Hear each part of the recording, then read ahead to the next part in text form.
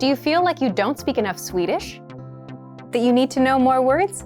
Then stick around. With these lessons, you'll pick up some of the most common words in just a few minutes.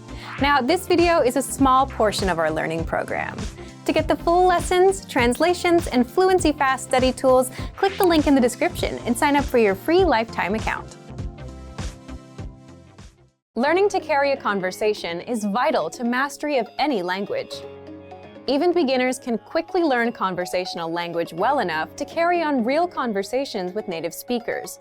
Of course, beginners won't be able to carry a conversation the same way they could in their native language. But just knowing a few tips, like which questions to ask to keep a conversation going, are all you need to speak and interact with real native speakers. Before we get to specific suggestions, let's first take a closer look at how having real conversations in your target language is so vital to your mastery of the language. Communicating with other people is the very point of language, and conversation comes easily in our native tongue. For beginners, or anyone learning a new language, conversations aren't easy at all, and even simple greetings can be intimidating and awkward.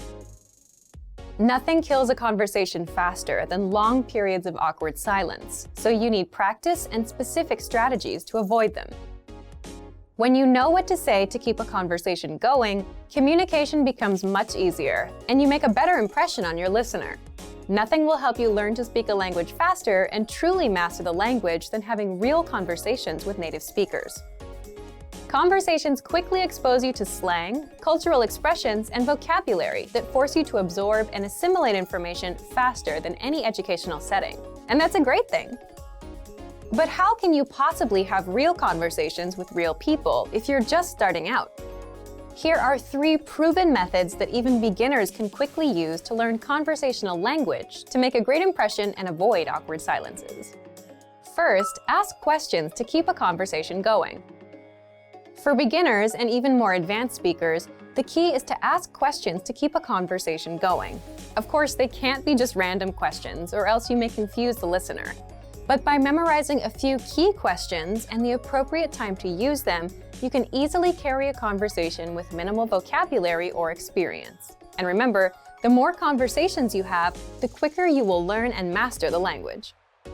Second, learn core vocabulary terms as quickly as possible.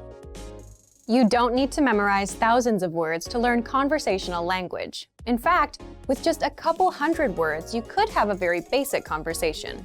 And by learning maybe 1,000 to 2,000 words, you could carry a conversation with a native speaker about current events, order in restaurants, and even get directions. To help you get started with this, check out our 2,000 common words, also known as our core list. These 2,000 words are all you need to learn to speak fluently and carry a conversation with a native speaker. Third, study video or audio lessons that you can play and replay again and again. If you want to know how to carry on a conversation, then you need exposure to native speakers, and the more, the better. Studying video or audio lessons is ideal because they provide contextualized learning in your native language, and you can play them again and again until you achieve mastery. Our instructors have created more than 2,500 video and audio lessons that you can play over and over. And the best part is, they don't just teach you vocabulary and grammar. They are designed to help you learn to speak and teach you practical everyday topics like shopping, ordering, and more.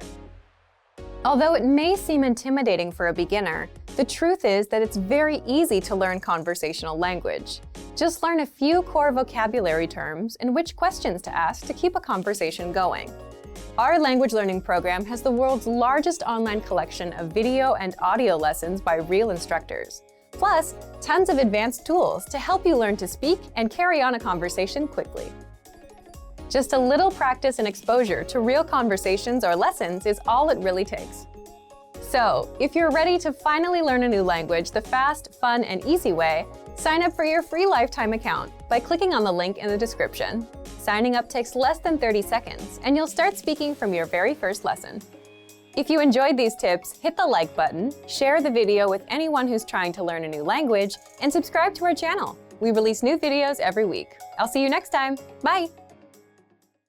In this lesson, we learn some of the most common greetings used in Sweden. Är ni redo? Are you ready?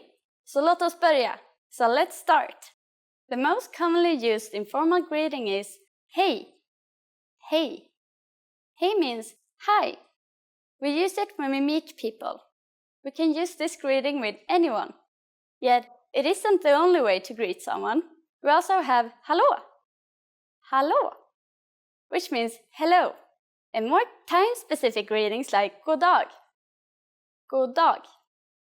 Literally, god dag means good day. As a rule of thumb, we can use god dag only during the daytime, from morning until evening. During the evening, we say god kväll. God kväll. Kväll is Swedish for evening.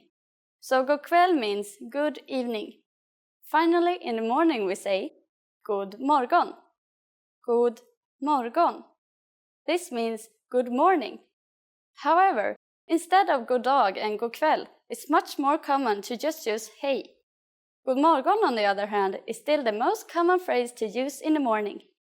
When saying goodbye, we say hej då. Hej då. When partying for a long time, we often add ha det bra. Ha det bra, which means be well. Finally, in Swedish, we have an expression meaning see you soon that can be considered both formal and informal. Vi ses. Vi ses. Now you can greet people in many different ways in Swedish. Let's review them all again. When meeting friends or someone we don't know, hej. There also is hallå. In the morning, god morgon. During the day, god dag. And in the evening, god kväll. When leaving, we say hej då. When leaving but want to imply see you soon, vi ses. To which we sometimes add ha det bra or be well. It's easy, isn't it? Now it's time for Elin's insights. In formal situations, Swedish people commonly greet each other by shaking hands. However, if we meet someone we are very friendly with, we hug. Swedish people are generally shy and might not take the initiative to hug, but don't be afraid to do it. It's always appreciated. In this lesson, you're going to learn how to introduce yourself in Swedish. There are only 2 sentences you need. Hej, jag heter Elin. Trevligt att träffas. Hi, I'm Elin. Nice to meet you. Hej, jag heter Elin. Trevligt att träffas. Start by saying hej, jag heter. Then say your name. Hej, jag heter Elin. Finally say trevligt att träffas. Hej, jag heter Elin. Trevligt att träffas. And now let's see the same sentence in a different format. Hallå, Elin. Trevligt att träffas. Hello, Elin. Nice to meet you.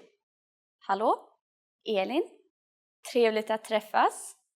So, what has changed from the previous introduction? Let's take a close look at these together. Hej has been substituted with an alternative greeting, hallå, Swedish for hello. Jag heter Elin has been shortened to just Elin.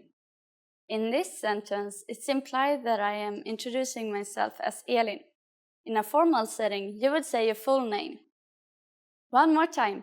One way to introduce yourself in Swedish is hej, jag heter Elin. Trevligt att träffas.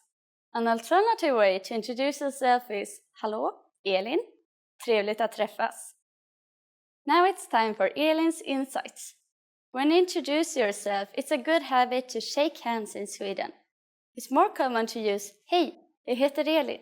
Trevligt att träffas when you introduce yourself once, in front of a group of people or one single person. If you greet several people individually, you use the short phrase hej, Elin. Trevligt att träffas. In this lesson, we're going to learn how to use good manners as we thank people. Är ni redo? Are you ready? Så låt oss börja. So let's start. There are several ways to thank someone. So let's start with the easiest. It's just one word. Tack. Tack. Tack means thank you. When saying thank you very much, you just need to add så mycket at the end. Tack så mycket. Tack så mycket. Så mycket literally means so much. So tack så mycket, it's like saying thank you so much. During the last lesson, we didn't mention anything about formality in speech in Swedish. However, there are some subtle differences in how you will be perceived by others. Tack is a casual way to thank someone. Tack så mycket expresses more gratitude and is thus more formal. A longer and more formal phrase which expresses a lot of gratitude will be tack så mycket, jättesnällt. Tack så mycket, jättesnällt. Jättesnällt means really kind. It is very common to put jätte in front of adjectives to amplify their meaning. But how do you respond to these thanks? It's easy. There are basically two different ways to do it. The first is varsågod. Varsågod. Varsågod means you are welcome. You use this expression after someone has thanked you for a favor or for something given to them. The other way to say you are welcome is the expression ingen fara. Ingen fara. Literally, this phrase means no problem or it's okay, and it's used when someone has thanked you for your help or for a favor. So, when someone says tack to you, you can simply reply with varsågod or ingen fara, depending on what they thanked you for. Now it's time for Elin's insights. If you're not sure about whether to use tack or tack så mycket, keeping it simple is always your safest bet. You don't have to worry about formal or informal situations. Tack can be used with just about anyone, anywhere, and at any time. First, you'll see an image and hear a question. Next comes a short dialogue. Listen carefully and see if you can answer correctly. We'll show you the answer at the end. Are you ready? En man och en kvinna pratar. Hur gammal är mannen nu? Det är din födelsedag snart. Ja, den är i övermorgon. Hur gammal blir du? Jag blir 60 år gammal. Grattis! Vi måste fira. Tack så mycket. Jag är mycket tacksam. Hur gammal är mannen nu?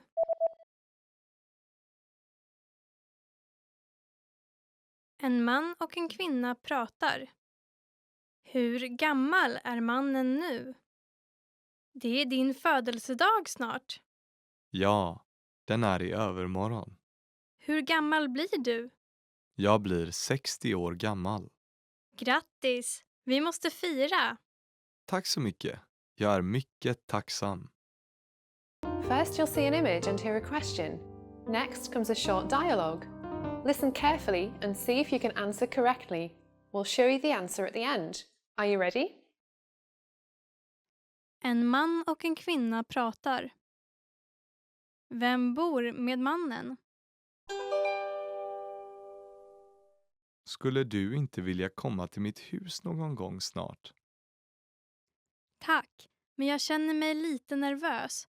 Jag skulle vilja veta mer om din familj innan jag träffar dem. Visst, min pappa är kontorsarbetare och hans hobby är fiske. Min mamma är hemmafru och hon är bra på att laga mat. Har du några syskon? Ja, jag har en äldre syster och en yngre bror. Min syster är gift och bor utomlands. Min bror är gymnasieelev. Du verkar ha en fin familj. Jag skulle absolut vilja träffa dem. Vem bor med mannen?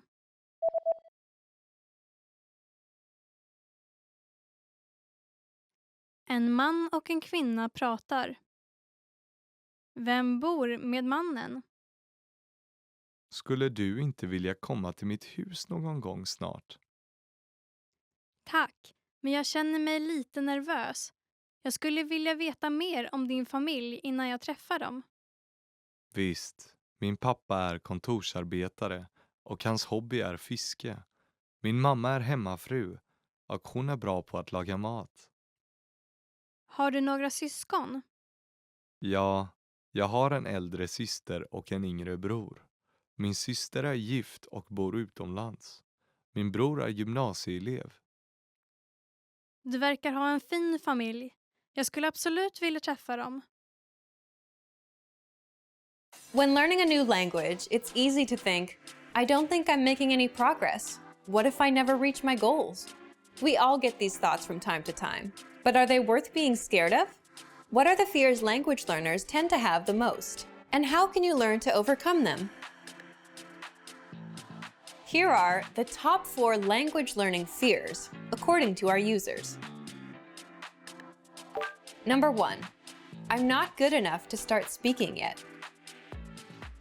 This is a pretty common fear or misconception that most learners have. Here's how you overcome it.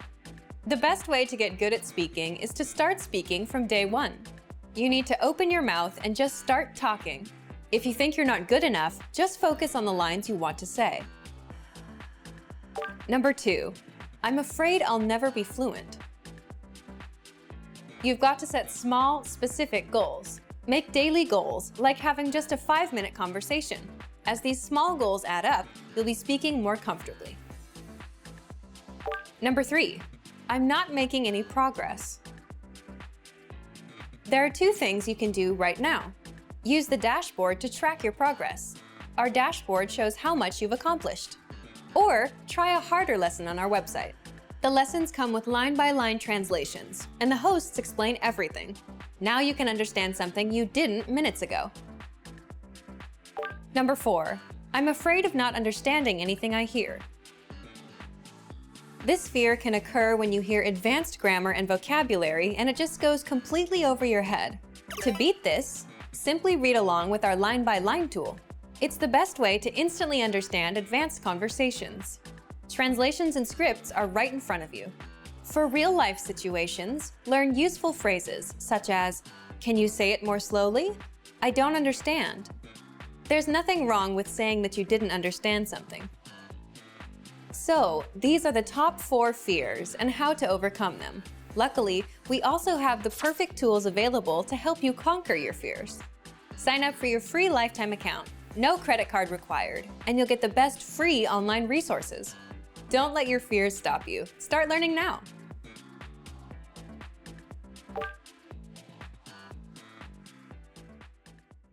In this lesson, you're going to learn how to introduce yourself in Swedish.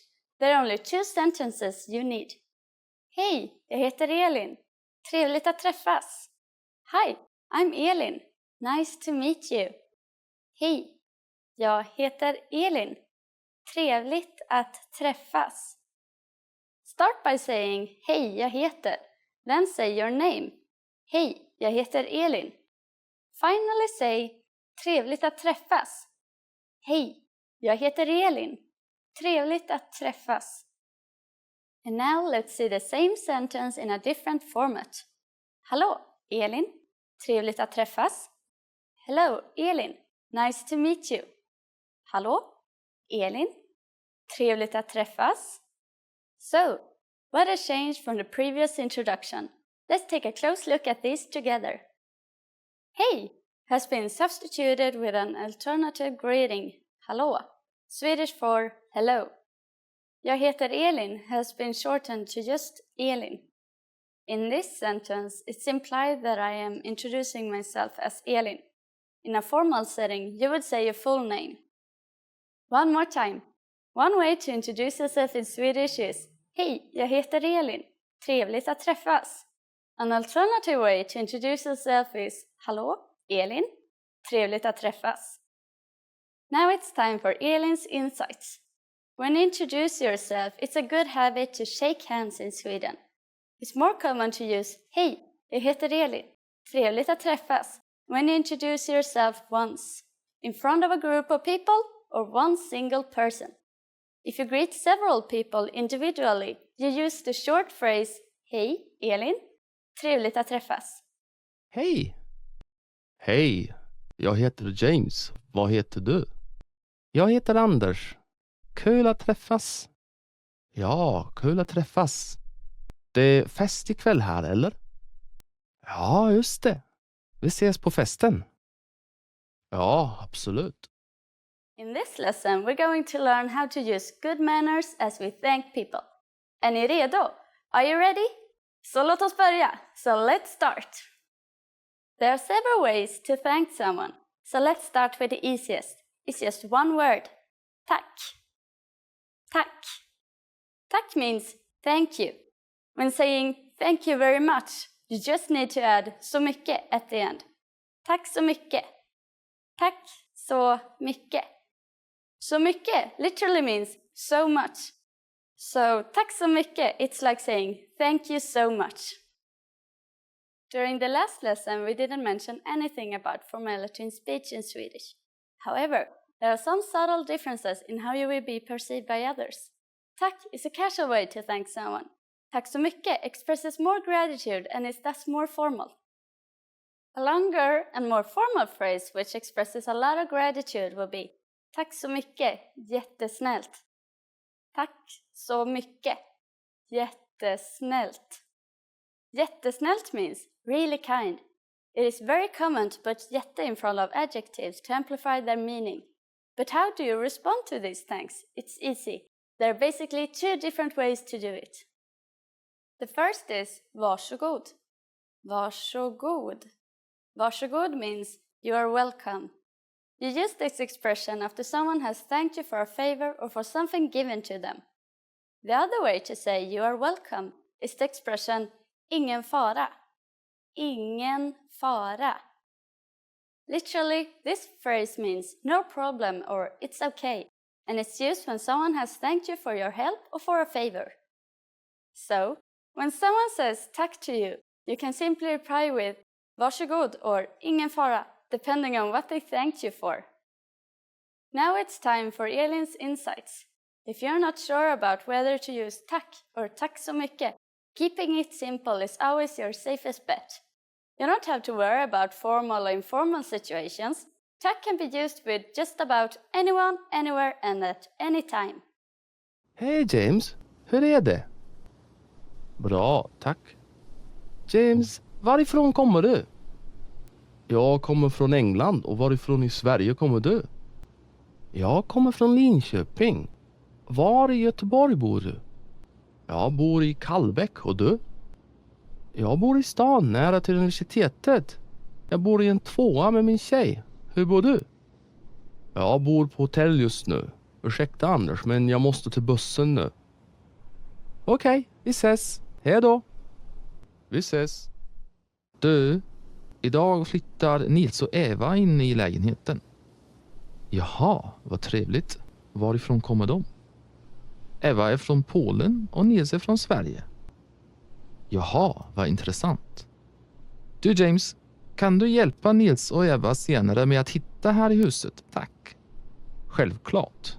När kommer de? De kommer på eftermiddagen. Jag måste verkligen gå nu. Hej då. Hej då, vi ses. In this lesson, we learned some of the most common greetings used in Sweden. Är ni redo? Are you ready? Så låt oss börja. So let's start. The most commonly used informal greeting is hej. Hej. Hej means hi.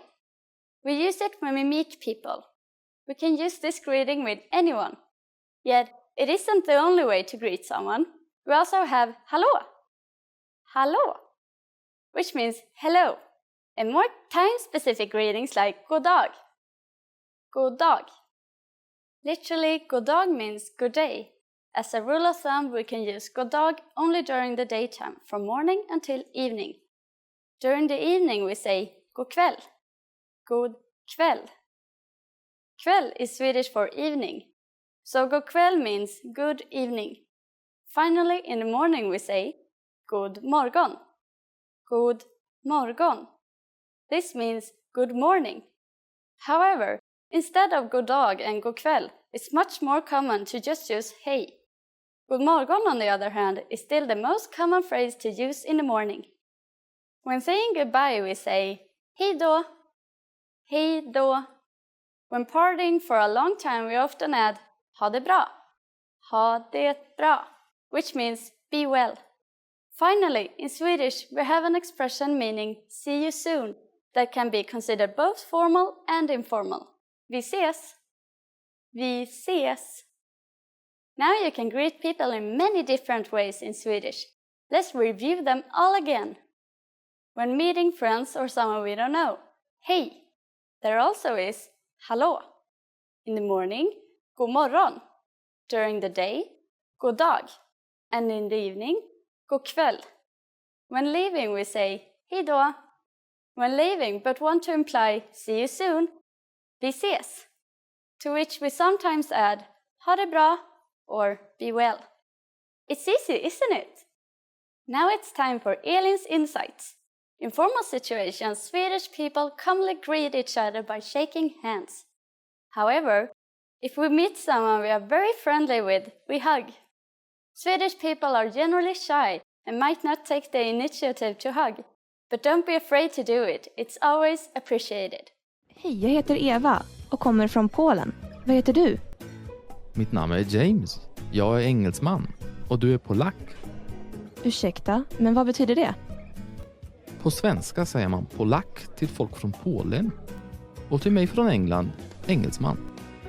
Jaså, det visste jag inte. Så jag är polack. Och till folk från Sverige, vad säger man då? De kallas för svenskor. Jaha, jag hoppas jag får träffa många av dem snart. Hej James, du spelar bra. Tack Anders. Många här spelar bra, men jag förstår inte alla språk. Jaså, hur så? De där pratar franska. De talar ingen svenska och mycket lite engelska. Jaha, vad kul. Så många språk. Själv studerar jag spanska och japanska. Oj, vad intressant. Då talar du många språk. Nej, inte än. Min spanska är okej. Men min japanska är fortfarande svag. Som min svenska. Nej, du talar ju nästan flytande. You are at a train station where you're attempting to buy an express ticket from a ticket machine. Which option should you choose to buy an express ticket?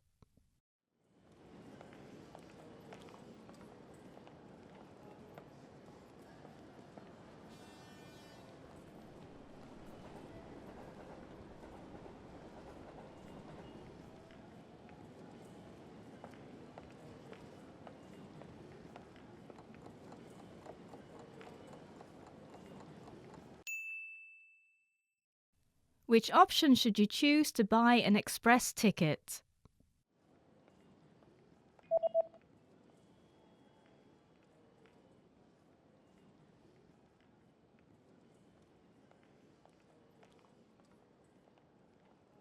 The option on the bottom left is for an express ticket. Expressbiljett.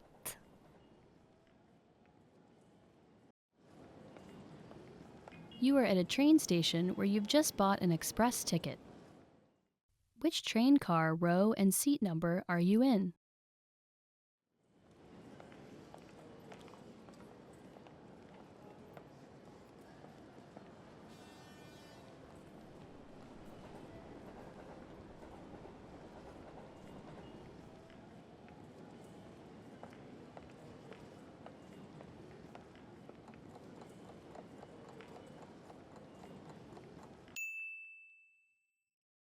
Which train car, row, and seat number are you in?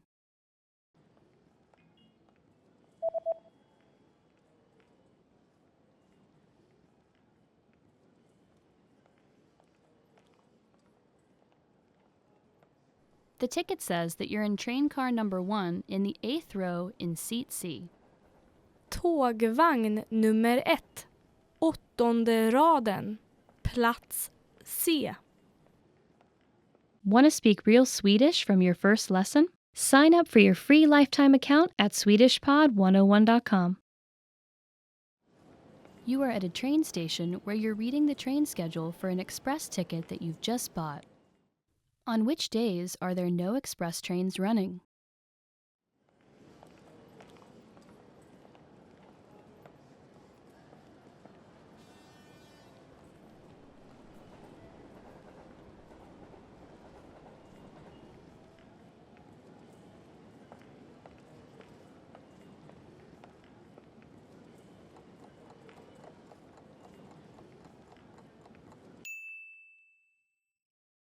On which days are there no express trains running?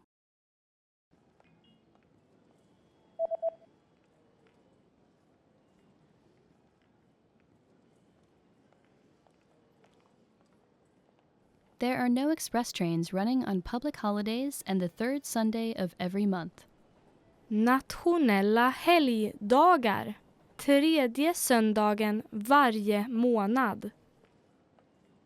You are on a platform at a train station where you're waiting for your train. Suddenly, a message appears on the display. What does the message on the display mean?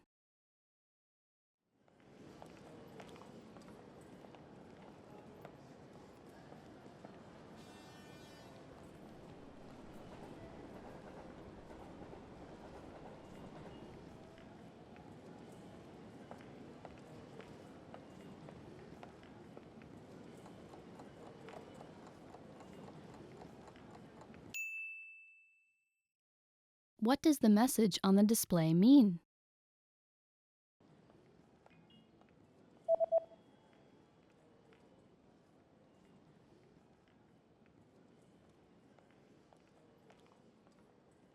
The display reads, "The next train will not stop."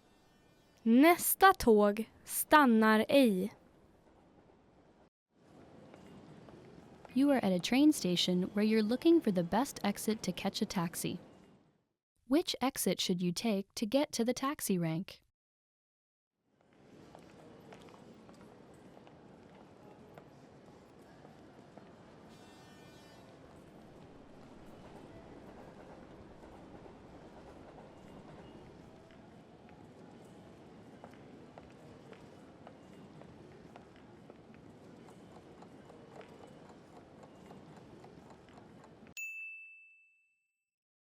Which exit should you take to get to the taxi rank?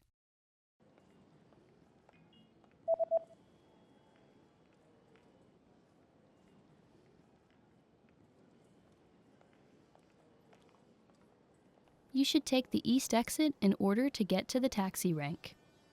Östra utgången. Hi everybody, welcome to Swedish Pod 101. It's time for another class, another lesson in the Swedish language. And I'm Hannah, talking to you from Sweden. Today we're gonna go through some very basic words, some foundations. So let's get started with the words. Hey, hello. Very basic, simple. You say hey, it works for everybody, whoever you meet. You say hey and they will probably respond with another hey back to you. God morgon. Good morning. Bit more formal, nice and polite for the mornings. Means the same as in English, means good morning. God eftermiddag. Good afternoon. Same, polite and nice, but of course used in the afternoon. And again, it's the same meaning as in English. It means good afternoon. God eftermiddag. Good afternoon. God natt. Good night. Most of the time it's used for when you're going to sleep. So when you wish someone a nice night, good night's sleep, this is what you say. Vad heter du? What's your name? Very easy, we're not that formal in Sweden, so and again it's the same meaning word by word. It means what's your name? You ask what someone is called. Jag heter Hanna. I'm Hannah. Meaning is just my name is Hannah, and I do of course recommend you to not say Hannah but use your own name instead. It might get a bit weird if you just copy my name. Unless your name is Hannah, of course. Trevligt att träffas. Nice to meet you. Same meaning as in English again. Always you can use this when you meet someone, like when you introduce yourself. But you can also use it when you say goodbye and you want to tell them that it was nice getting to know them, nice meeting them. First time or every time. So there's no wrong time for using this one when you want to tell someone that it was nice seeing them. Hur mår du? How are you? Nice and easy short phrase. Sometimes in Sweden we do respond like, oh, it's all good, even though it's not. And sometimes if you know someone closer, they probably give you a more thorough explanation, tell them a bit more about what's going on in their life. So this can either be just a polite phrase or when you sincerely mean to, find out more about what's going on in someone's life. Jag mår bra tack. Och du? I'm fine thanks. And you? Yeah, so maybe this is the polite version of the answer if everything is good, or if everything is good. So this is just the most common way to respond if someone asks you like, what's going on? It's all good.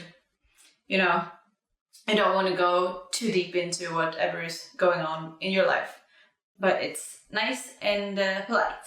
And of course it ends with asking someone back how they are. Snälla, please. In Swedish we use this word snälla. It's the meaning of snäll is nice, kind. And sometimes we use the word for thanks instead, like in the end of the sentence, like, can you pass me the salt, please? We say tack, thanks, instead of this word. But you can swap them, you can use either of the two, and it's still going to be a nice way of asking someone to maybe help you or answer a question or something. Tack, thank you. Here we go with this word, tack. Thank you, or thanks. I would say that it's more like thanks. It's the short, nice, not very formal way of just saying thanks. I think maybe this is the most useful word in any language, don't you think? Like, every time if someone helps you with the door or something, you can thank them. And that's one of the first things, for me at least, that I want to learn how to say in the language. Thank people for helping me. Varsågod. You're welcome. Maybe you help someone sometimes and they say thank you for helping them, holding a door or something. I guess in almost every country it's like the norm that you, maybe if someone is carrying a lot of stuff or someone elderly walks by, you hold the door for them. And in Sweden, if they say thank you, you reply with this phrase for you're welcome. So, varsågod. You're welcome. Ja. Yes. It's just yes, when you want to say, you can add the yes please, ja tack, but it's just yes, easy. Nej, no. Also, nej, short and easy, is just the word to say no. You can add the politer version, say no thanks, then you just say nej tack. So this is actually fun. You can combine the words in this lesson a lot to create more polite sentences. Okay. Okay. So this one you kind of already knew if you know the English version. And I've heard that okay is one of the most common words in the world these days. It's used in a lot of languages, almost the same pronunciation, almost the same spelling as well. So okay. That one always works. Ursäkta mig. Excuse me. For when you want to maybe walk by someone is standing in your way, like maybe accidentally blocking a door or something, you just want to politely ask them if you can step by or if they could move to the side, then you use this one. Also, if you want to get attention, you use this, like, excuse me, to get some attention. Maybe in a restaurant or something like that. Förlåt. Sorry. Maybe almost as useful as knowing how to say thanks. You can say this, I'm sorry. And this is maybe more on an emotional level than the phrase for excuse me. It's a bit similar to English there too, I think, that you use.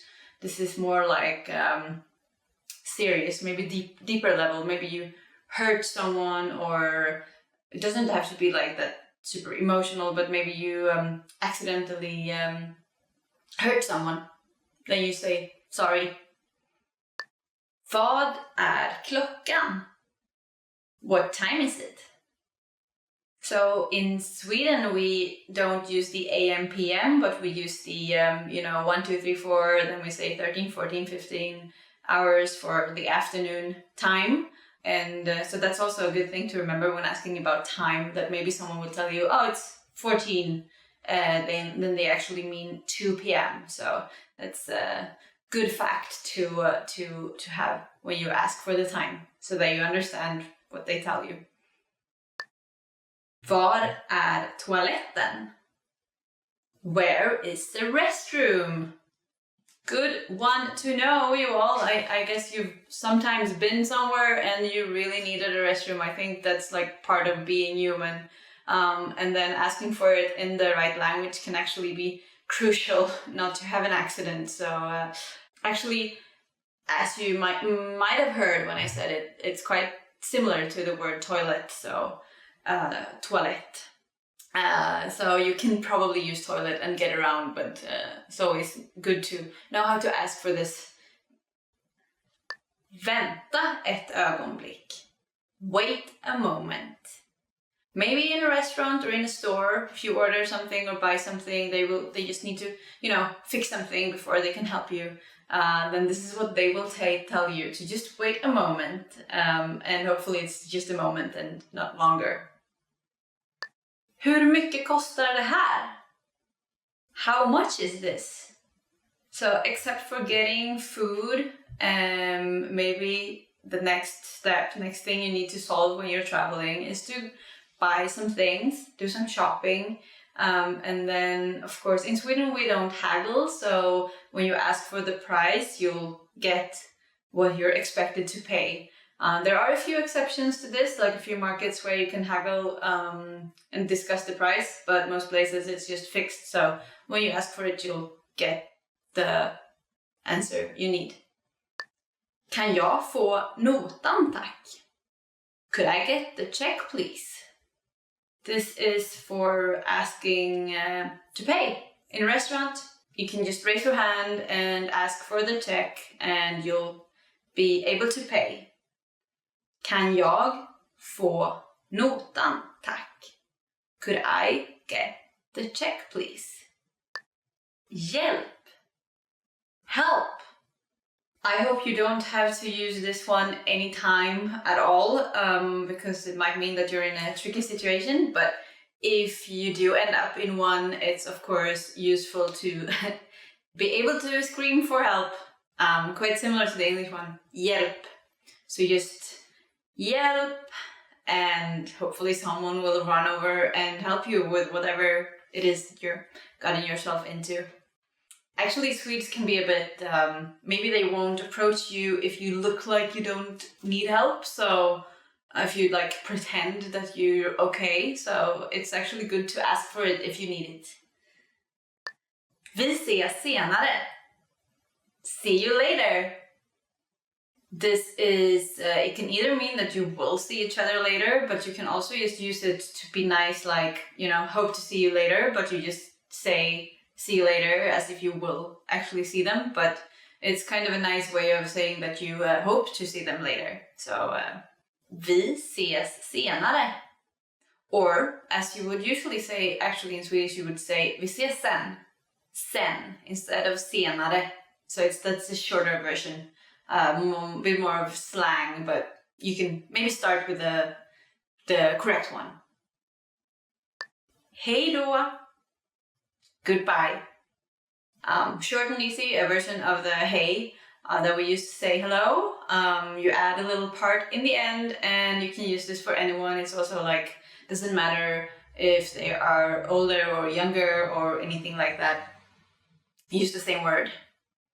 And this was the end of the lesson, top 25 phrases in Swedish. I hope you learned some of them already, and that you'll take your time to go out and practice short, easy phrases that will make you sound a bit more nice. And the Swedish people, of course, like everybody, appreciates when you use some of their language. Remember to like, subscribe and comment on Swedish Pod 101, this channel, and also head over to swedishpod101.com to learn more free Swedish. I hope you're still having fun with the language. I am. Hej då, bye bye!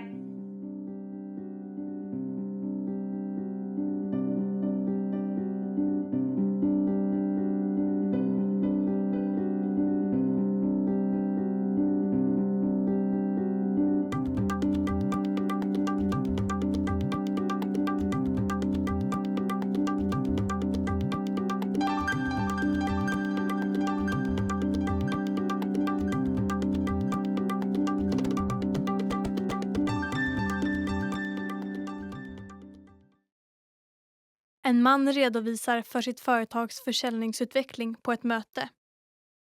Vilka 2 tabeller använder han för sin presentation? Var snäll och titta på handouten. Den vänstra tabellen visar vårt företags försäljning under de senaste 3 åren och försäljningsprognosen för detta år.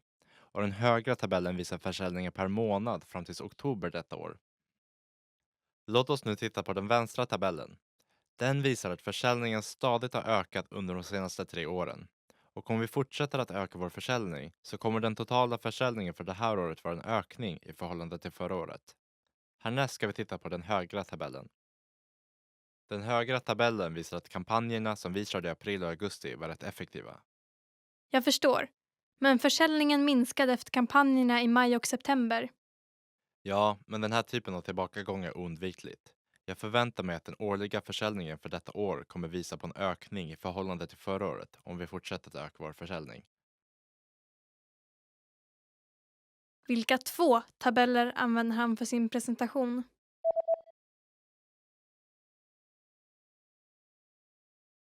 En man redovisar för sitt företags försäljningsutveckling på ett möte. Vilka 2 tabeller använder han för sin presentation? Var snäll och titta på handouten. Den vänstra tabellen visar vårt företags försäljning under de senaste 3 åren och försäljningsprognosen för detta år. Och den högra tabellen visar försäljningen per månad fram till oktober detta år. Låt oss nu titta på den vänstra tabellen. Den visar att försäljningen stadigt har ökat under de senaste 3 åren. Och om vi fortsätter att öka vår försäljning så kommer den totala försäljningen för det här året vara en ökning i förhållande till förra året. Härnäst ska vi titta på den högra tabellen. Den högra tabellen visar att kampanjerna som vi körde i april och augusti var rätt effektiva. Jag förstår. Men försäljningen minskade efter kampanjerna i maj och september. Ja, men den här typen av tillbakagång är oundvikligt. Jag förväntar mig att den årliga försäljningen för detta år kommer visa på en ökning i förhållande till förra året om vi fortsätter att öka vår försäljning. En man ska skaffa ett medlemskap hos en träningsanläggning och får information om dess policy. Vilken typ av medlemskap kommer han att välja? Låt mig först förklara vår klubbs olika typer av medlemskap som finns beskrivet i den här broschyren. Vanliga medlemmar kan använda gymmet och poolen när som helst varje dag i veckan. Men vi erbjuder även ett medlemskap för tidiga morgnar då man endast kan använda anläggningen tidigt på morgonen och ett medlemskap för kvällar för människor som bara vill komma på kvällen. Vilka tider gäller för medlemmar med medlemskapet för tidiga morgnar? Medlemmar med medlemskap för tidiga morgnar kan använda anläggningen från 6 till 10 och medlemmar med medlemskap för kvällar kan använda den från 18 till 23. Okej, så medlemmar med medlemskap för tidiga morgnar kan komma förbi och använda anläggningen på väg till jobbet? Precis. Medlemskapet för tidiga morgnar är populärt bland människor med 9-5 jobb. Och vi erbjuder även medlemskap för bara gymmet eller bara för poolen ifall du bara vill använda en av dem. Jag vill använda både gymmet och poolen. Jag tror att jag kommer använda gymmet tidigt på morgonen innan jag åker till jobbet på vardagar och poolen på helger. Har ni ett medlemskap som endast gäller tidiga morgnar på vardagar men hela dagen på helgen? Jag är ledsen, men vi erbjuder inte ett sådant medlemskap, är jag rädd. Okej, jag tror inte att jag kommer upp så tidigt på helgen, så jag väljer den här typen av medlemskap. Vilken typ av medlemskap kommer han att välja?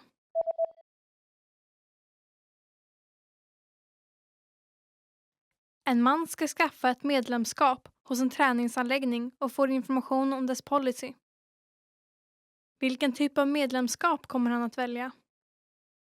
Låt mig först förklara vår klubbs olika typer av medlemskap som finns beskrivet i den här broschyren. Vanliga medlemmar kan använda gymmet och poolen när som helst varje dag i veckan. Men vi erbjuder även ett medlemskap för tidiga morgnar då man endast kan använda anläggningen tidigt på morgonen och ett medlemskap för kvällar för människor som bara vill komma på kvällen. Vilka tider gäller för medlemmar med medlemskapet för tidiga morgnar? Medlemmar med medlemskap för tidiga morgnar kan använda anläggningen från 6 till 10 och medlemmar med medlemskap för kvällar kan använda den från 18 till 23. Okej, så medlemmar med medlemskap för tidiga morgnar kan komma förbi och använda anläggningen på väg till jobbet? Precis. Medlemskapet för tidiga morgnar är populärt bland människor med 9-5 jobb. Och vi erbjuder även medlemskap för bara gymmet eller bara för poolen, ifall du bara vill använda en av dem. Jag vill använda både gymmet och poolen. Jag tror att jag kommer använda gymmet tidigt på morgonen innan jag åker till jobbet på vardagar och poolen på helger. Har ni ett medlemskap som endast gäller tidiga morgnar på vardagar men hela dagen på helgen? Jag är ledsen, men vi erbjuder inte ett sådant medlemskap, är jag rädd. Okej, jag tror inte att jag kommer upp så tidigt på helgen, så jag väljer den här typen av medlemskap. En man och en kvinna pratar om förberedelserna inför en presentation som de ska hålla på deras kontor imorgon. Vad är det som kvinnan ska kolla direkt efter att samtalet är avslutat? Okej, jag tror vi nästan är klara inför presentationen imorgon. Bara några saker till. Mötet börjar prick 9, så kan du dubbelkolla mötesrummet idag. Jajamensan, jag har redan kollat det. Okej, perfekt. Har du kollat så att projektorn fungerar som den ska? Jag tänkte kolla projektorn imorgon bitti när jag har min bärbara dator. Nej, vi måste kolla det idag. Vi kommer inte ha tid att hålla på med det imorgon om det är några problem. Så se till att kolla projektorn idag. Det är det allra viktigaste, okej? Jag ska göra det. Och fixade du kopior av de där handoutsen? Tanaka ordnar det nu. Får se nu, vad mer? Har du kollat whiteboarden? Ja, det har jag. Ibland så finns det inte tillräckligt med bläck kvar i pennorna. Har du haft möjlighet att kolla dem? Inte ännu, men jag ska se till att göra det sen. Ja, var snäll och se till att du gör det idag. Vad är det som kvinnan ska kolla direkt efter att samtalet är avslutat?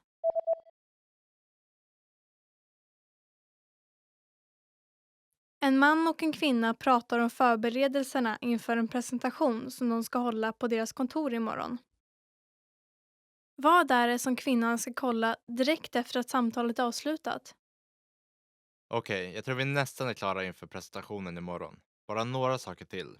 Mötet börjar prick 9, så kan du dubbelkolla mötesrummet idag. Jajamensan, jag har redan kollat det. Okej, perfekt. Har du kollat så att projektorn fungerar som den ska? Jag tänkte kolla projektorn imorgon bitti när jag har min bärbara dator. Nej, vi måste kolla det idag. Vi kommer inte ha tid att hålla på med det imorgon om det är några problem. Så se till att kolla projektorn idag.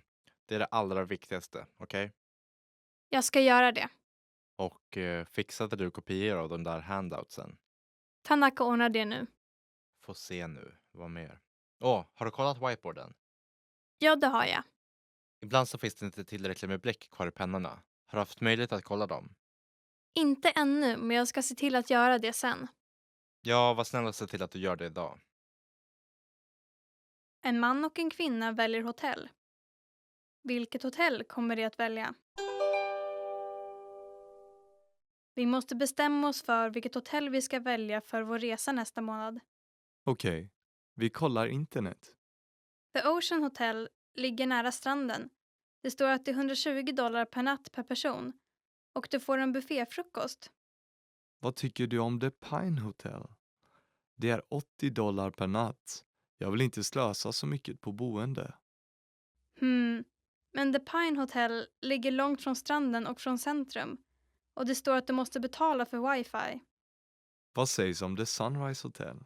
Det kostar vanligtvis $140 per natt. Men det har en kampanj nu och vi kan stanna en natt för $90.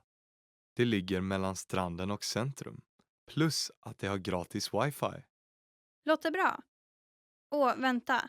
Det står att den här dealen bara är för nästa vecka. Jag såg inte det. Så vad sägs om det här stället? The Royal Hotel. Det ligger mitt i centrum och kostar $100 per natt. Rummet ser inte så fint ut, men det har gratis wifi. Okej, vi bokar det hotellet. Det är redan fullbokat. Otur. Då tror jag det första är bäst. Är det fullt? Nej, det är det inte. Bra. Vilket hotell kommer de att välja?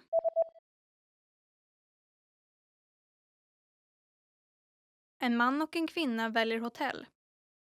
Vilket hotell kommer de att välja? Vi måste bestämma oss för vilket hotell vi ska välja för vår resa nästa månad. Okej, vi kollar internet. The Ocean Hotel ligger nära stranden. Det står att det är $120 per natt per person. Och du får en bufféfrukost. Vad tycker du om The Pine Hotel? Det är $80 per natt. Jag vill inte slösa så mycket på boende. Men The Pine Hotel ligger långt från stranden och från centrum. Och det står att du måste betala för wifi. Vad sägs om The Sunrise Hotel? Det kostar vanligtvis $140 per natt. Men det har en kampanj nu och vi kan stanna en natt för $90. Det ligger mellan stranden och centrum. Plus att det har gratis wifi. Låter bra. Åh, vänta. Det står att den här dealen bara är för nästa vecka. Åh, jag såg inte det. Så vad sägs om det här stället? The Royal Hotel. Det ligger mitt i centrum och kostar $100 per natt. Rummet ser inte så fint ut, men det har gratis wifi. Okej, vi bokar det hotellet. Åh, det är redan fullbokat. Otur. Då tror jag det första är bäst. Är det fullt? Nej, det är det inte. Bra. En man och en kvinna pratar om mötesrummets layout. Hur kommer de arrangera borden? Vi tar och arrangerar borden inför morgondagens möte. Okej. Ska vi sätta alla bord i mitten av rummet så att alla kan sitta mitt emot varandra? Nej, vi kommer att ha en gruppsession först. Så låt oss separera borden i 4 sektioner. 4 personer kommer att sitta i varje grupp. Okej. Och jag lägger några anteckningsblock och pennor på varje bord. Tack. Och vi kommer ha en kort introduktion där vi använder en projektor innan vi börjar sessionen. Så vi behöver en projektor här. Okej. Vi kommer också använda en whiteboard, eller hur? Är det okej om vi sätter whiteboarden bredvid skärmen? Tja, vad sägs om att sätta whiteboarden på motsatt sida av skärmen? Låt oss sätta den långt bak i rummet. Jag förstår. Och kom ihåg att ta tillbaka alla saker efter mötet. Sätt ihop 2 bord och ställ dem i 4 rader. Hur kommer de arrangera borden?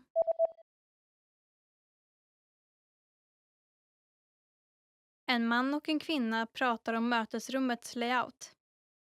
Hur kommer de arrangera borden? Vi tar och arrangerar borden inför morgondagens möte. Okej. Ska vi sätta alla bord i mitten av rummet så att alla kan sitta mitt emot varandra? Nej, vi kommer att ha en gruppsession först.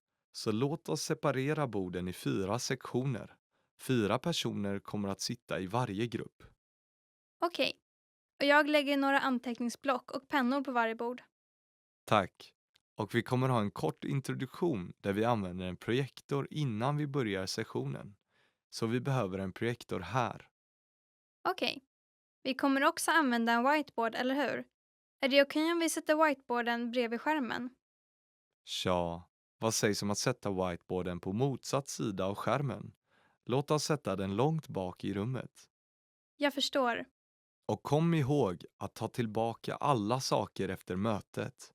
Sätt ihop 2 bord och ställ dem i 4 rader. En man och en kvinna pratar om kontorsmaterial. Vad kommer mannen beställa? Du måste kontrollera kontorsmateriallagret och beställa saker som vi behöver en gång i månaden. Vi kollar det tillsammans den här gången med den här checklistan. Tack. Låt oss då börja med pappret. Det ser ut som det bara finns en låda kvar. Vi använder mycket papper varje dag, så vi beställer 2 lådor till. Okej. Skrivaren har slut på färgbläck. Ska vi beställa det? Och det är inte ett problem eftersom vi inte skriver ut dokument i färg. Gör vi inte? Okej. Det ser ut som att whiteboardpennorna har slut på färg. Ja, det måste ersättas. Vi får rabatt om vi beställer ett set på 5 whiteboardpennor, så det gör vi. Okej. Och kan vi beställa en mus samtidigt? Min mus verkar reagera långsamt. Tja, jag tror det beror på att batteriet snart är slut. Vi kollar hur mycket batterier vi har och beställer mer om vi inte har många kvar. Okej. Tja, vi har 3 batterier här. Du kan ta 2 av dem till din mus, men köp ett 6-pack batterier för att ersätta dem. Vad kommer mannen beställa?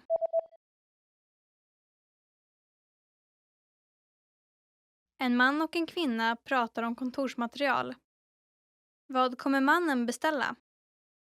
Du måste kontrollera kontorsmateriallagret och beställa saker som vi behöver en gång i månaden. Vi kollar det tillsammans den här gången med den här checklistan. Tack. Låt oss då börja med pappret.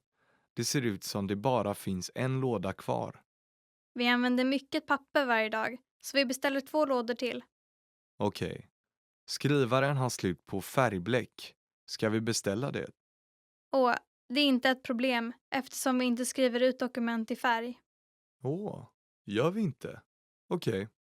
Det ser ut som att whiteboardpennorna har slut på färg. Ja, det måste ersättas. Vi får rabatt om vi beställer ett set på 5 whiteboardpennor, så det gör vi. Okej. Och kan vi beställa en mus samtidigt? Min mus verkar reagera långsamt. Tja, jag tror det beror på att batteriet snart är slut. Vi kollar hur mycket batterier vi har och beställer mer om vi inte har många kvar. Okej. Tja, vi har 3 batterier här. Du kan ta 2 av dem till din mus, men köp ett 6-pack batterier för att ersätta dem. En kvinna frågar en man på en turistbyrå hur man kommer till flygplatsen. Vart ska hon gå härnäst? Ursäkta mig, jag skulle vilja åka till flygplatsen. Skulle du vilja berätta för mig hur jag kommer dit? Visst. Det finns några olika sätt att komma dit. Om du tar buss nummer 1 tar det ungefär 1,5 timme till flygplatsen. Men det är billigast. Om du tar buss nummer 2 tar det ungefär 50 minuter eftersom det är en non-stop-buss. Men den avgår enbart en gång i timmen. Den är också lite dyrare. Jag förstår. Hur är det med taxi? Ja, det finns en taxiplats framför den här turistbyrån och det tar ungefär en timme.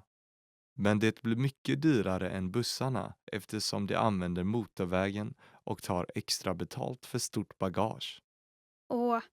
Det hade jag inte räknat med. Det är för dyrt för mig. Förresten, köpte du något på The Shopping Plaza under vistelsen? Det erbjuder en gratis transportservice från The Shopping Plaza till flygplatsen till kunder som gjort ett inköp. Wow, det visste jag inte. Jag har inte det ännu, men jag hade tänkt köpa souvenirer i alla fall. Då kan du använda den. Vart ska hon gå härnäst?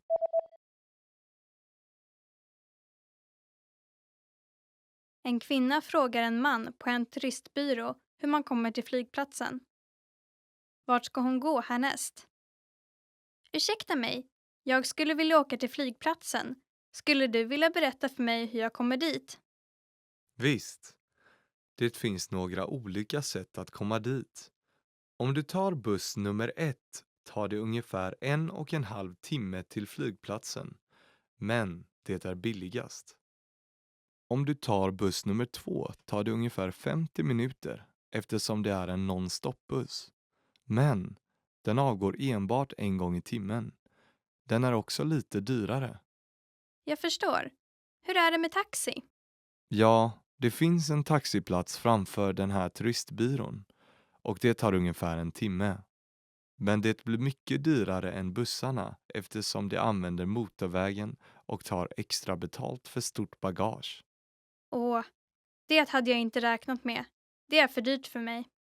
Förresten, köpte du något på The Shopping Plaza under vistelsen? Det erbjuder en gratis transportservice från The Shopping Plaza till flygplatsen till kunder som gjort ett inköp. Wow, det visste jag inte. Jag har inte det ännu, men jag hade tänkt köpa souvenirer i alla fall. Då kan du använda den. En kvinna och en leverantör talar i telefon. Vad kommer kvinnan få först? Jag skulle vilja att ni tillverkade och levererade några fler tröjor i tid till rean nästa månad. Okej, vad behöver ni? Vi behöver 1000 stycken röda tröjor i storleken small och 400 stycken röda tröjor i storleken medium. Vi behöver också 600 stycken gröna tröjor i storleken small och 200 stycken gröna tröjor i storleken medium innan månadsskiftet. Röda och gröna tröjor. Vi håller på att få slut på grönt garn och vi måste få det från andra leverantörer. Vi får göra de röda tröjorna först. Nej. Vi måste få de röda och gröna tröjorna tillsammans. Så var snäll och gör så många gröna tröjor som ni kan. Ja, okej. Jag tror vi kan göra 200 stycken gröna tröjor för tillfället. Vilken storlek behöver ni först? Vi behöver small först. Ursäkta den korta varseln, men vi behöver verkligen er hjälp. Okej, vi gör vårt bästa. Vi levererar de gröna tröjorna och alla röda tröjorna. Vad kommer kvinnan få först?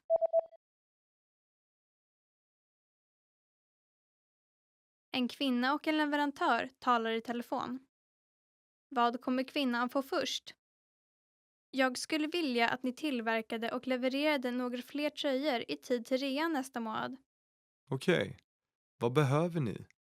Vi behöver 1000 stycken röda tröjor i storleken small och 400 stycken röda tröjor i storleken medium. Vi behöver också 600 stycken gröna tröjor i storleken small och 200 stycken gröna tröjor i storleken medium innan månadsskiftet. Röda och gröna tröjor. Vi håller på att få slut på grönt garn och vi måste få det från andra leverantörer. Vi får göra de röda tröjorna först. Nej. Vi måste få de röda och gröna tröjorna tillsammans. Så var snäll och gör så många gröna tröjor som ni kan. Ja, okej. Jag tror vi kan göra 200 stycken gröna tröjor för tillfället. Vilken storlek behöver ni först? Vi behöver small först. Ursäkta den korta varseln, men vi behöver verkligen er hjälp. Okej, vi gör vårt bästa. Vi levererar de gröna tröjorna och alla röda tröjorna. Want to speak real Swedish from your first lesson? Sign up for your free lifetime account at SwedishPod101.com. Hi everybody, welcome to Swedish Pod 101. I'm Hannah. I'm talking to you today from Sweden. It's a beautiful spring morning here. So today we're going to talk about 10 phrases you always want to hear. A few nice ones to remember that will probably make you happy if you hear them and that you can use to make someone else happy as well. Du ser bra ut idag. You look great today. Du ser bra ut idag. You look great today. Such a short and easy one, but I believe this is something you can tell anyone and it will always make them happy. So, good one to remember. Jag saknar dig. I miss you. Jag saknar dig. I miss you. I hope you don't get to hear this too much because maybe that means that you're too far away from your loved ones. But of course, when you like people, you will hopefully miss them too sometimes. I guess that's part of the game, don't you think? Du gjorde ett bra jobb. You did a great job. Du gjorde ett bra jobb. You did a great job. I think this one is extra special actually because when it's about work or a school project or something, it means that you put an effort into it, like maybe worked really hard, and someone tells you that you did a great job. That's maybe that's even more worth than money, that someone is really happy about what you did. So use this one. Det kommer en bonus i slutet av månaden. There'll be a bonus at the end of the month. Det kommer en bonus i slutet av månaden. There'll be a bonus at the end of the month. Well, this one means that you did an extra good job, I think, if someone is willing to give you a bonus, or if that you worked hard enough to earn that well-deserved bonus. So good on you if you hear this. Du är en utmärkt kock. You're an excellent cook. Du är en utmärkt kock. You're an excellent cook. Well, personally, I'm not that into cooking, so honestly, I'm not sure if I get to hear this too much. But if you like cooking, I hope you get to hear this from people trying out your food. I'm sure you do. Och du vinner. And you win. Och du vinner. And you win. I hope that you sometimes win, but maybe not all the time, because maybe that would make people around you angry. So I hope you win now and then, and that you enjoy it when you do. Du hade rätt. You were right. Du hade rätt. You were right. Again, it's always nice to be right, I think. If you weren't sure about something and you look it up and you find out that you were right. But I hope this is not part of an argument where someone is angry at you for being right. So sometimes I think it's more important to agree to disagree to. But I'm sure you got this. Jag tog med något speciellt till dig. I brought you something special. Jag tog med något speciellt till dig. I brought you something special. Maybe if someone you know, like a loved one in the family, has been away traveling and bring you home something special, I know that's something I really appreciate when people do. Budgeten är obegränsad. The budget is unlimited. Budgeten är obegränsad. The budget is unlimited. Well, this is nice when you're gonna work on a project or something, that you can put everything into it that you want. So I hope you get to hear this sometimes. Jag är så stolt över dig. I'm so proud of you. Jag är så stolt över dig. I'm so proud of you. Maybe this is my favorite on the list, to hear that someone is really proud of me. It's something extra. That's it for today. 10 phrases you always want to hear. Maybe you heard one of them today already. Maybe you have a favorite that you like to hear or that you like to tell people. I hope you get to hear them now and then, and that you use them. That would make people happy. And yeah.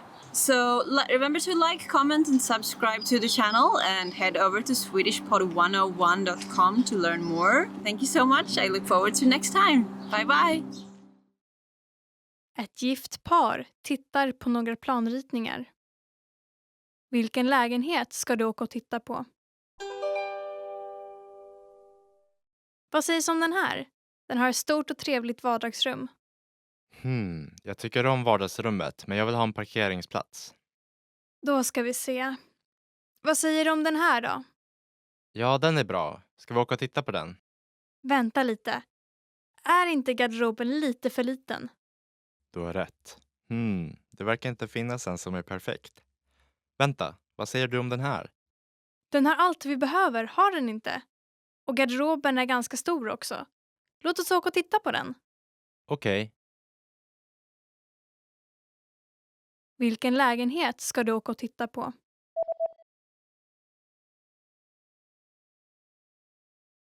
Ett gift par tittar på några planritningar. Vilken lägenhet ska du åka och titta på? Vad sägs om den här? Den har ett stort och trevligt vardagsrum. Jag tycker om vardagsrummet, men jag vill ha en parkeringsplats. Då ska vi se. Vad säger du om den här då? Ja, den är bra. Ska vi åka och titta på den? Vänta lite. Är inte garderoben lite för liten? Du har rätt. Det verkar inte finnas en som är perfekt. Vänta, vad säger du om den här? Den har allt vi behöver, har den inte? Och garderoben är ganska stor också. Låt oss åka och titta på den. Okej. En man gör en reservation på ett hotell. Vilket rum ska han bo i? Välkommen till Seaside Hotel. Hur kan jag hjälpa till? Hej, jag skulle vilja boka ett rum för natten 22 september. Absolut. En natt från den 22 september. För hur många personer? 2. Vill du ha ett rum för rökare eller icke-rökare? Icke-rökare. Det enda rummet för icke-rökare som är ledigt den dagen är ett rum med utsikt över bergen. Jaha, jag som hade hoppats på ett med havsutsikt. Jag är ledsen, men det enda rummet med havsutsikt som är ledigt den dagen är ett rum för rökare. Jaha, Finns det ett rum för icke-rökare med havsutsikt ledigt den 23 september? Ja, det finns det. Okej, då kommer vi den 23 september. Vilket rum ska han bo i?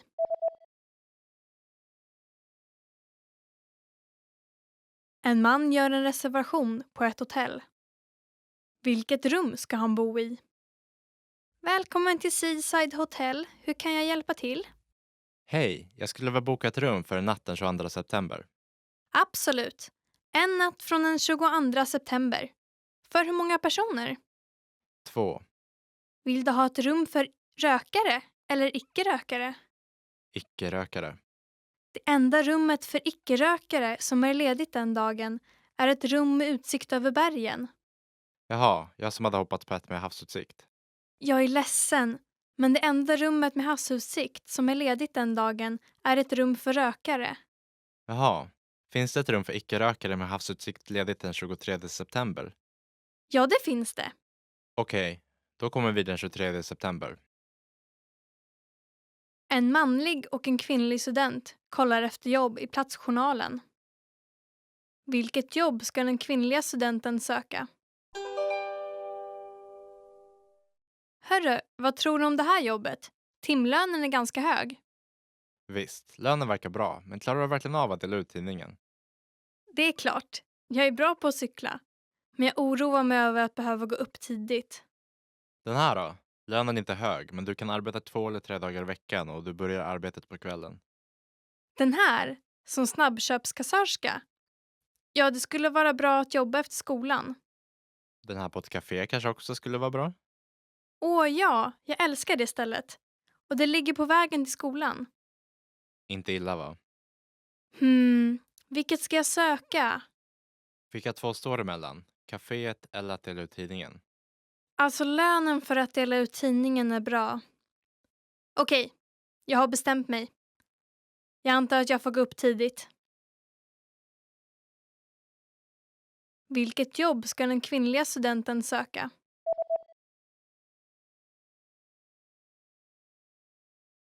En manlig och en kvinnlig student kollar efter jobb i platsjournalen.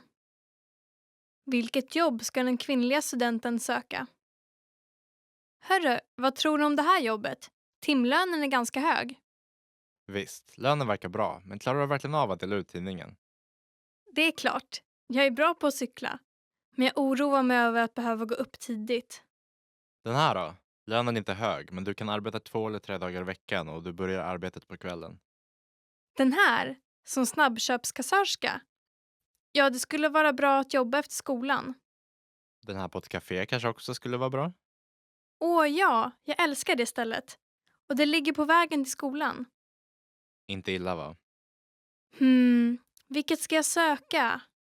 Vilka 2 står det mellan? Caféet eller att dela ut tidningen? Alltså lönen för att dela ut tidningen är bra. Okej, jag har bestämt mig. Jag antar att jag får gå upp tidigt. En kvinna beställer en födelsedagstårta. Vilken tårta kommer hon att beställa? Ursäkta mig. Jag skulle vilja beställa en födelsedagstårta till min dotter. Bra. Skulle du kunna berätta för mig vilken typ av tårta du är ute efter? Min dotter gillar choklad, så jag tror att en chokladtårta vore bra. Och kan du sätta jordgubbar på den? Absolut. Vi har runda och fyrkantiga tårtor. Vilken föredrar du? En rund tack. Okej. Hur gammal blir din dotter? Hon blir 12. Okej. Då gör vi i ordning 12 ljus. Vill du skriva ett meddelande? Ja, snälla skriv grattis på födelsedagen. Okej. Och vill du ha det skrivet i rosa? I så fall lägger vi den på en vit tallrik. Annars kan vi skriva i vitt och lägga den på en rosa tallrik. Snälla skriv i rosa och lägg den på en vit tallrik. Vilken tårta kommer hon att beställa?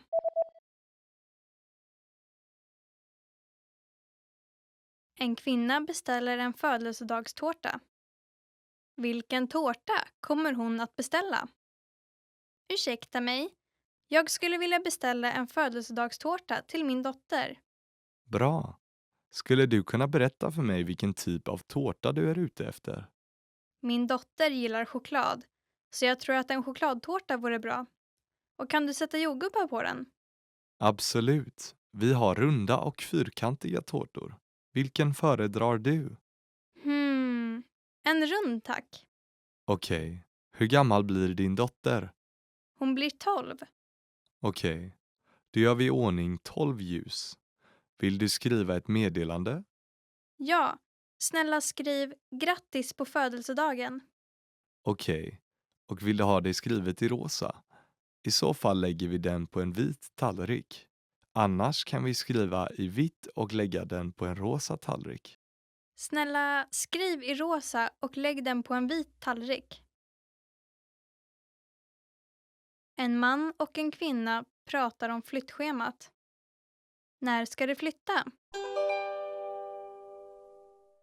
Jag tycker vi borde bestämma flyttdatumet och ringa till en flyttfirma.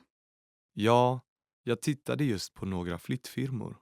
Jag vill inte betala massa pengar. Jag håller med. Det här företaget ger vissa rabatter. Som att det ger en rabatt på 10% om vi bokar åtminstone en månad innan flyttdagen. En månad innan.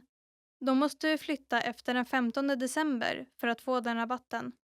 Ja, och det finns en extra rabatt om vi bokar på en veckodag. En veckodag. Jag har ett möte på måndag morgon och utställningen är på tisdag och onsdag, så... Fredag vore bra, eftersom vi skulle kunna möblera det nya huset över helgen. Ja. Åh, vänta. Det säger 15% rabatt på måndag till torsdag och 5% rabatt på fredag.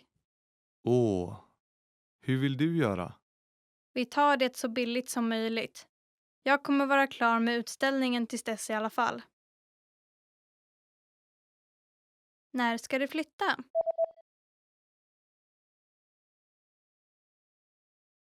En man och en kvinna pratar om flyttschemat. När ska du flytta? Jag tycker vi borde bestämma flyttdatumet och ringa till en flyttfirma. Ja, jag tittade just på några flyttfirmor. Jag vill inte betala massa pengar. Jag håller med. Det här företaget ger vissa rabatter. Som att det ger en rabatt på 10% om vi bokar åtminstone en månad innan flyttdagen. En månad innan. Då måste du flytta efter den 15 december för att få den rabatten. Ja, och det finns en extra rabatt om vi bokar på en veckodag. En veckodag. Jag har ett möte på måndag morgon och utställningen är på tisdag och onsdag, så... Fredag vore bra, eftersom vi skulle kunna möblera det nya huset över helgen. Ja. Åh, vänta.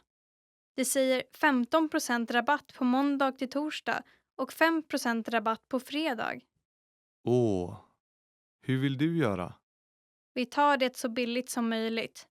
Jag kommer vara klar med utställningen tills dess i alla fall. Remember, here's what you can do to learn all of these words by heart. Drill these words with our spaced repetition flashcards, which will help cement these words into your long-term memory.